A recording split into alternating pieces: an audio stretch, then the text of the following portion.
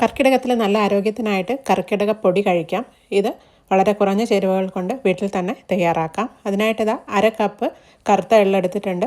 കഴുകി അരിച്ചെടുത്ത എള്ള് ഒന്ന് ഡ്രൈ ആക്കി എടുത്തതിന് ശേഷം ഒന്ന് വറുത്തെടുക്കുകയാണ്. നന്നായിട്ട് പൊട്ടി വരുന്ന സമയത്ത് ഇത് ചൂടാറാനായിട്ട് മാറ്റി വയ്ക്കാം.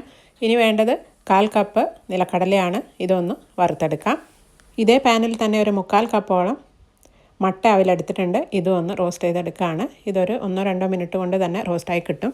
ഇത് നന്നായിട്ട് ക്രിസ്പി ആയിട്ട് വരുമ്പോൾ ചൂടാറാനായിട്ട് മാറ്റി വയ്ക്കാം. ഇനി വേണ്ടത് 1/4 കപ്പ് കഴുകി അരിച്ചെടുത്ത റാഗിയാണ്. ഇതും റോസ്റ്റ് ചെയ്തെടുത്ത് മാറ്റി വയ്ക്കാം. 1/4 കപ്പിൻ്റെ പകുതി അളവിൽ ബദാം റോസ്റ്റ് ചെയ്തെടുത്ത് മാറ്റി വെച്ചതിന് ശേഷം അതേ അളവിൽ തന്നെ അണ്ടിപ്പരിപ്പ് കൂടി റോസ്റ്റ് ചെയ്തെടുത്ത് മാറ്റി വയ്ക്കാം.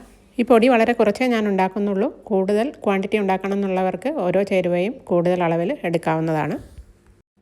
ഇനി ഇതെല്ലാം ഒന്ന് പൊടിച്ചെടുക്കുകയാണ് വേണ്ടത്. ആദ്യം നമുക്ക് എള്ള് തരിതരിപ്പായിട്ട് പൊടിച്ചെടുക്കാം. ഒരുപാട് ഫൈനായിട്ട് പൊടിച്ചെടുക്കേണ്ട ആവശ്യമില്ല.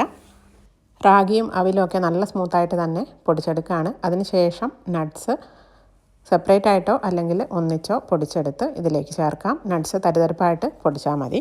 ഇതിലേക്ക് ഞാൻ ഉലുവ ചേർത്തിട്ടില്ല. ഉലുവ ചേർക്കണം എന്നുള്ളവർക്ക് 1/4 കപ്പ് ഉലുവ കൂടി വറുത്ത് പൊടിച്ച് ചേർക്കാവുന്നതാണ്. ഉലുവക്കഞ്ഞി സെപ്പറേറ്റ് ആയിട്ട് ഉണ്ടാക്കി കഴിക്കുന്നത് കൊണ്ട് ഉലുവ ഇതിലേക്ക് ചേർത്തിട്ടില്ല.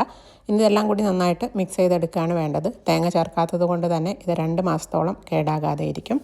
തേങ്ങ കഴിക്കുന്ന സമയത്ത് മാത്രം ചേർത്താൽ മതി.